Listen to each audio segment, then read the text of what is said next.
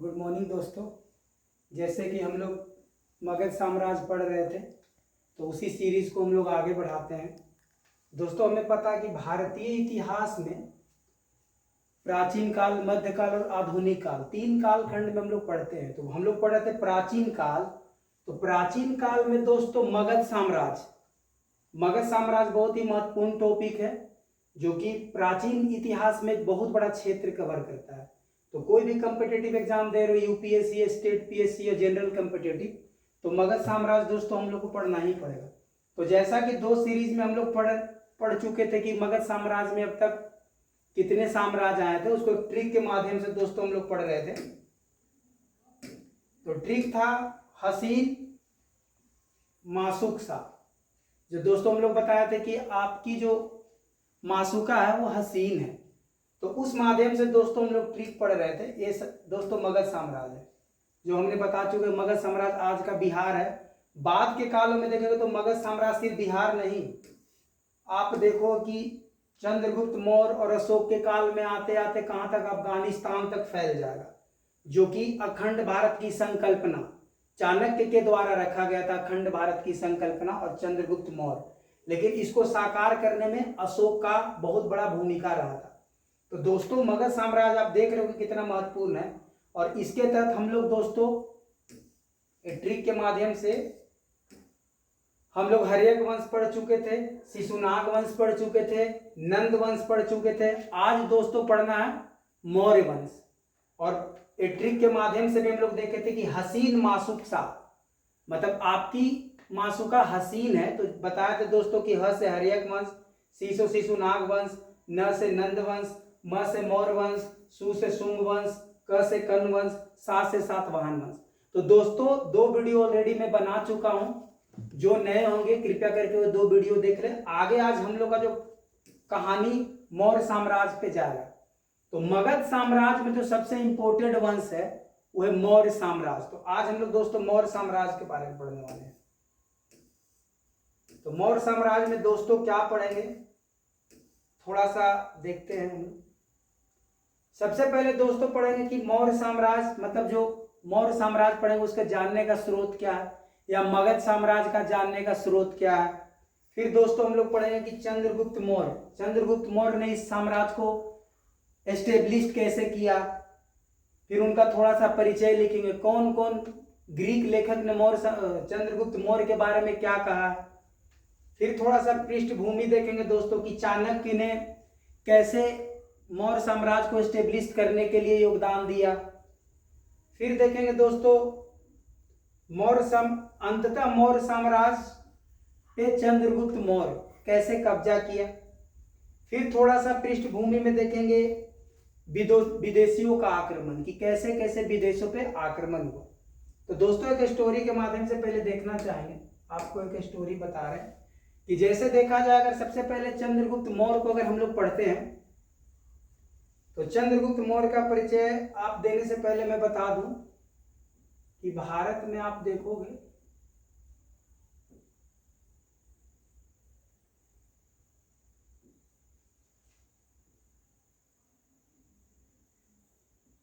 भारत में दोस्तों देखोगे आप कि यहां पर जहां मगध साम्राज्य, जिस समय यहां पर नंद वंश था, और नंद वंश में दोस्तों कौन, धनानंद। तो आप देखोगे धनानंद ने चाणक्य को अपमान करके दरबार से निकाल दिया था। साथ ही साथ आप देखोगे दोस्तों कि जिस समय यहां पर धनानंद है, उसी समय इधर से यूनान, इसको बोलते हैं सिकंदर, जो कि यूनान बोल लीजिए, ग्रीस बोल लीजिए, वहां से भारत पे आक्रमण करता है। इस दौरान दोस्तों हम लोग देखे थे कि सिकंदर ने ईरान को, इराक को, उसके बाद आप देखोगे इधर अफगानिस्तान को, फिर आप देखोगे यहां पर तक्षशिला, और फिर आप देखोगे पंजाब। तक्षशिला में दोस्तों देखते हैं कि राजा अंबी को हराता है और पंजाब में राजा पोरस को।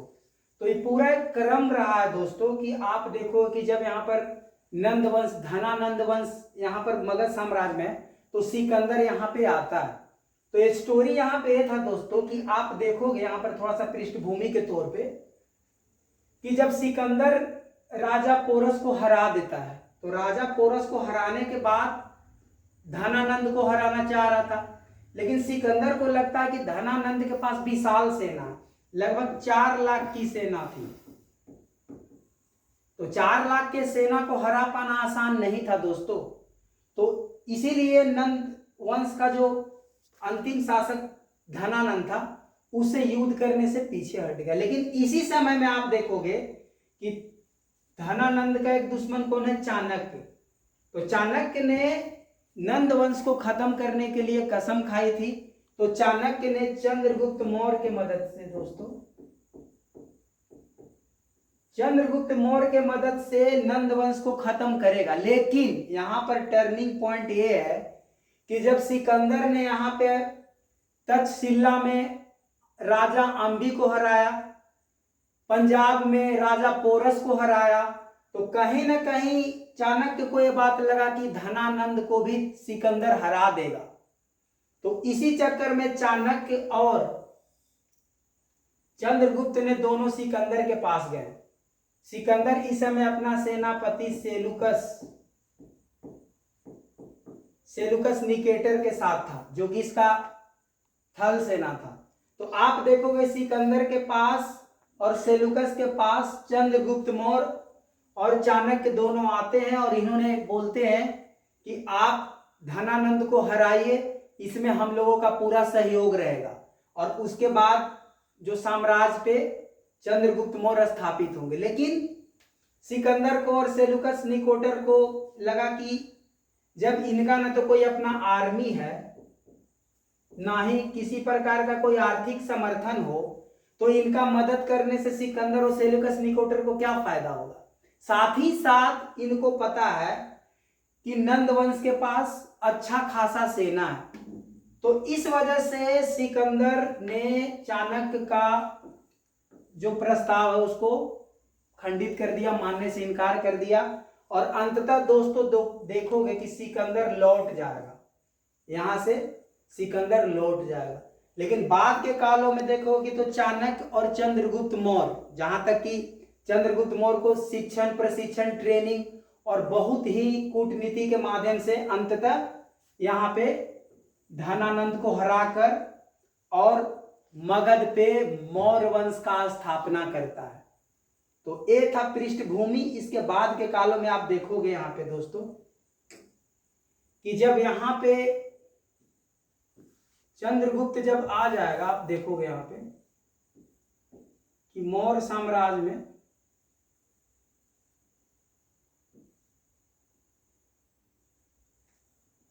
यहां मगध में दोस्तों जब मौर्य साम्राज्य आएगा, यहाँ पे चंद्रगुप्त मौर्य 321 ईसा पूर्व BC, देखोगे 321 ईस्वी में जब यहाँ पे गद्दी पे बैठ जाता है, अपना राज्याभिषेक करवाता है नंद वंश को हराने के बाद, धनानंद को हराने के बाद, तो इस समय चाणक्य को महामंत्री बनाता है और चाणक्य इनके गुरु भी थे। तो चंद्रगुप्त मौर्य के गुरु भी थे चाणक्य, और साथ ही साथ इनके अपने साम्राज्य में महामंत्री का पद भी देते हैं। और इस प्रकार देखो कि यहाँ पर मगध साम्राज्य में अब नंद का अंत होता है और मौर्य साम्राज्य का स्थापना होता है। तो इसी समय दोस्तों आप देखोगे कि दोबारा जब यहाँ पर सिकंदर लौट जाता है, लेकिन इसका जो सेनापति सेलुकस निकोटर, ये बहुत ही महत्वाकांक्षी होता है, ये बहुत ही महत्वाकांक्षी होता है। सिकंदर तो लौट जाता, आप देखोगे सिकंदर लौट जाता है 322-23 तक यहां से वो चला जाता है। लेकिन सेलुकस निकोटर को सारा अपना जीता हुआ साम्राज्य, जैसे आप देखो कि ईरान, इराक, अफगानिस्तान, तक्षशिला, पंजाब, ये सारे अपना सेनापति जो कि थल सेनापति सेल्यूकस निकोटर होता, उसको चंद सिकंदर दे के चला जाता है। सिकंदर का मृत्यु हो जाता है बेबीलोनिया में। लेकिन वापस सेल्यूकस निकोटर का महत्वाकांक्षा फिर से उसको भारत में खींच लाता है। और भारत में जब खींच लाता है तो उसको देखता है यहाँ पर कि मगध साम्राज्य में कौन है, तो यहाँ पर देखता है चंद्रगुप्त मौर्य।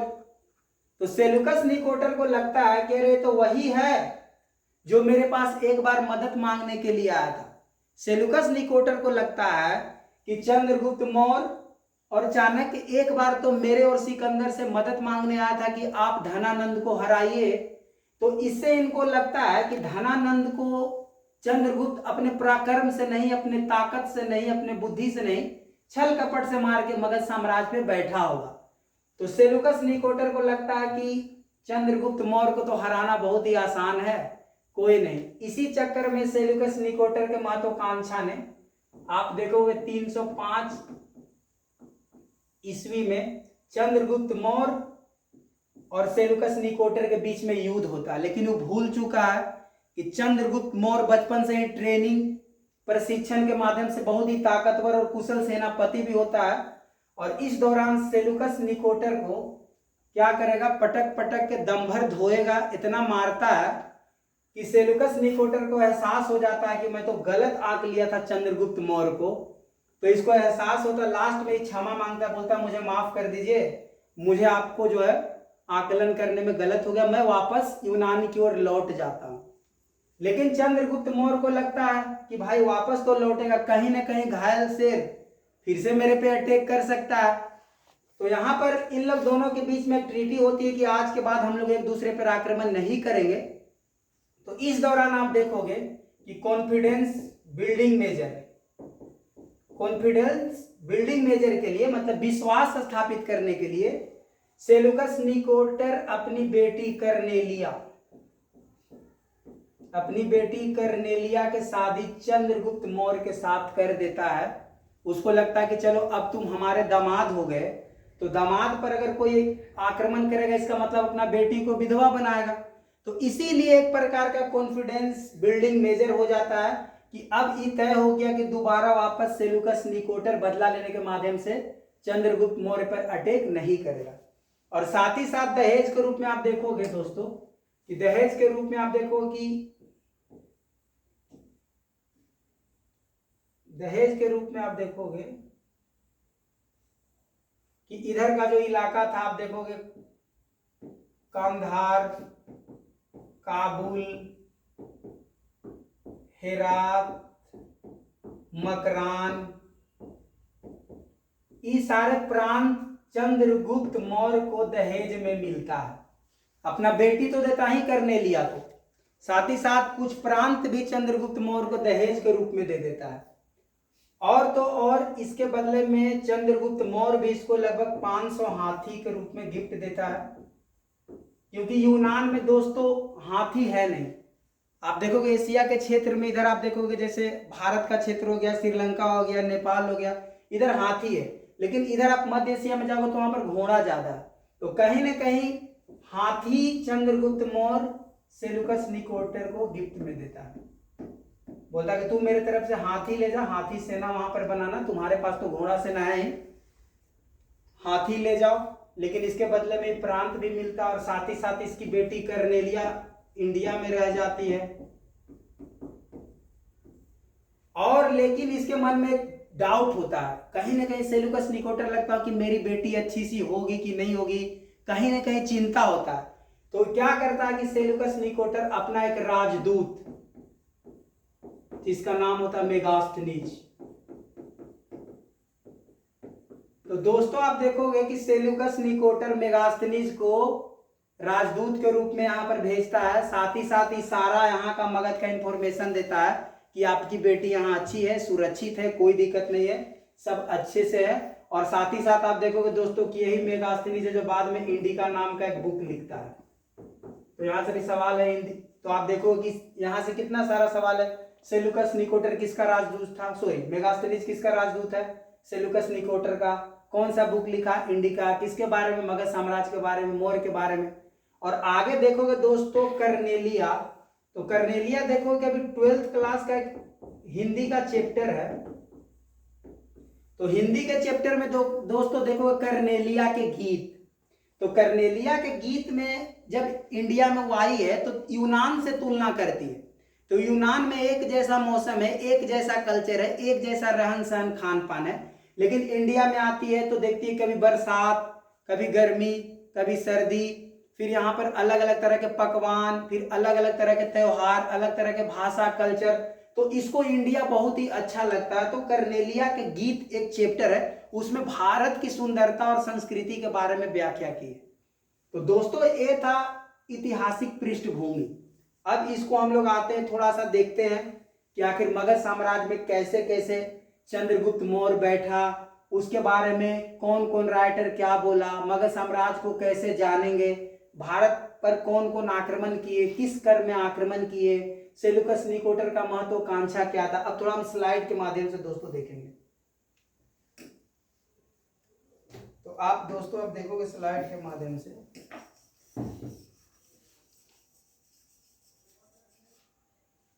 तो आप स्लाइड के माध्यम से दोस्तों देखोगे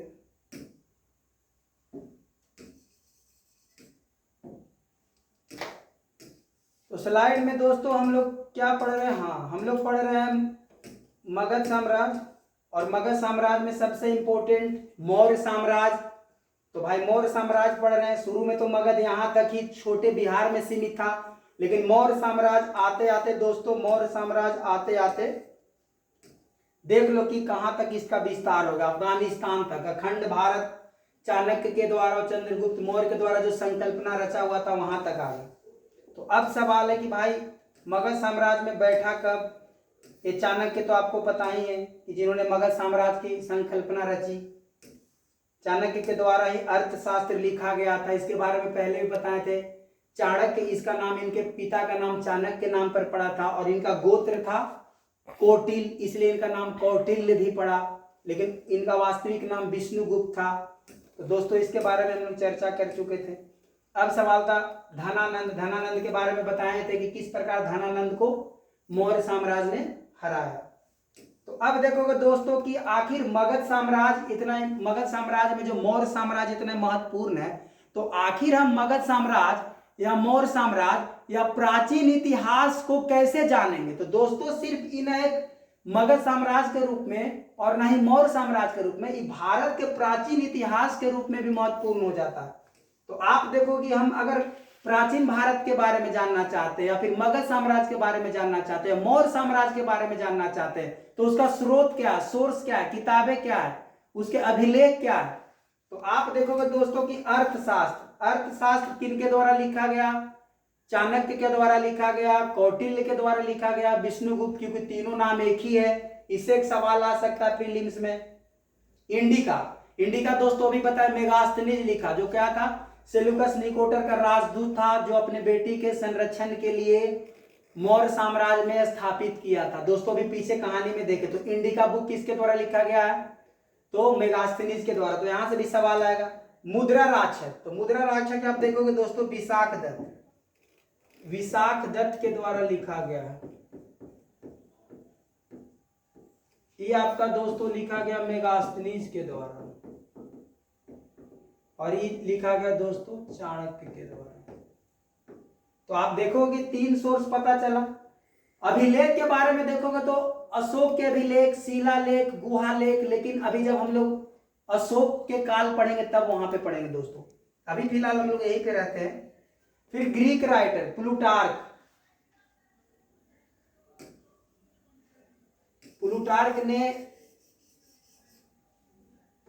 ने बताया था इनके बारे में, चंद्रगुप्त मौर्य के बारे में। उसने बताया था कि सेंड्रोकोटस जो नाम था, सेंड्रोकोटस नाम था किनका, चंद्रगुप्त मौर्य का। किसने बताया, प्लूटार्क ने। आप देखोगे दोस्तों सेंड्रोकोटस प्लूटार्क के द्वारा बताया गया था, सेंड्रोकोटस। एपिनास जो है इसने बताया था कि चंद्रगुप्त मौर्य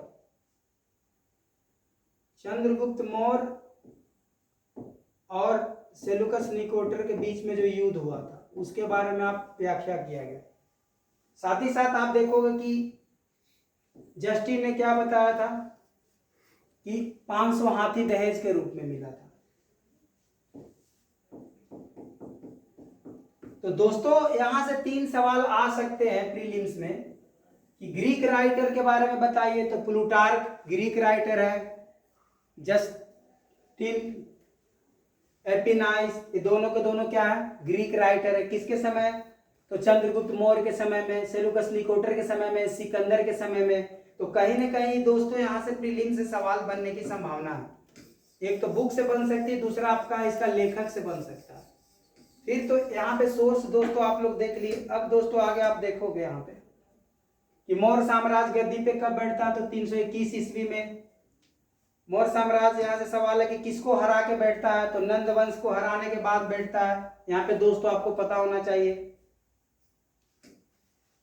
फिर आगे हम लोग देखो दोस्तों, यहाँ पे लिखा हुआ जस्टिन ने बताया कि सेंड्रोकोस नाम है। फिर विशाख दत्त मुद्रा राक्षस में वृषल, चंद्रगुप्त मौर्य का एक नाम है वृषल,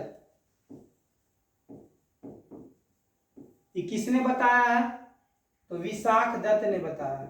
विशाख दत्त एक लेखक है दोस्तों, और इनका बुक का नाम है मुद्रा राक्षस। तो दोस्तों यहां से भी एक सवाल बन सकता है कि किसने वृषल कहा चंद्रगुप्त मौर्य को, तो विशाख दत्त ने कहा। उनका कौन सा बुक है, तो मुद्रा राक्षस। ये भी दोस्तों कहीं ना कहीं मौर्य साम्राज्य के जानने का स्रोत के रूप में देख सकते हैं। प्रीलिम्स के व्यू से भी बहुत ज्यादा इंपॉर्टेंट हो जाता है दोस्तों।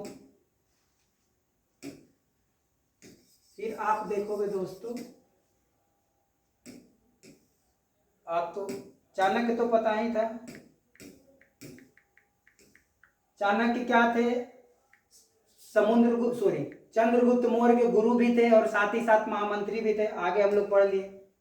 बैकग्राउंड आप देखोगे दोस्तों कि भारत में जो आक्रमण है, कहीं ना कहीं एक बार बीपीएससी प्रीलिम्स में भी एक सवाल पूछा है कि जो प्राचीन काल में जो विदेशियों का जो आक्रमण है उसका क्रम क्या है। तो क्रम दोस्तों आप देख सकते हो। सबसे पहले कि किस कौन आया, तो सबसे पहले आप देखोगे दोस्तों ईरान का आक्रमण हुआ। ईरान के बाद हिंद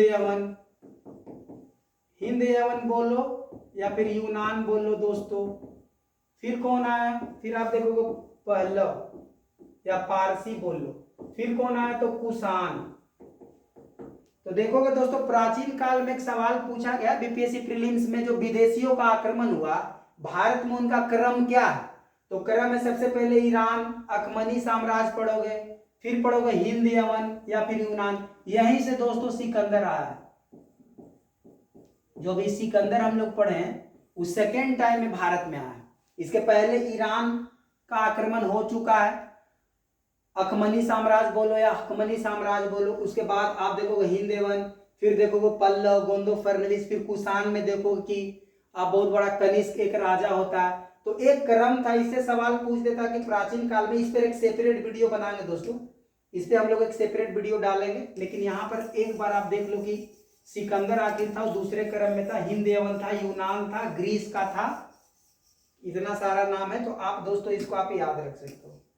फिर हम लोग देख ही रहे कि हाँ सिकंदर, अब देखा जाए तो सिकंदर एक्चुअली यूनान में किसका बेटा था, तो राजा फिलिप जो मैसेडोनिया, यहां देखोगे राजा फिलिप जो मैसेडोनिया के राजा थे। राजा फिलिप मैसेडोनिया के राजा थे। सिकंदर का जन्म 356 बीसी में हुआ था दोस्तों। 20 वर्ष की उम्र में ही सिकंदर ने राजा बन गया था। कहाँ, मैसेडोनिया के राजा, और बहुत ही महत्वाकांक्षी था।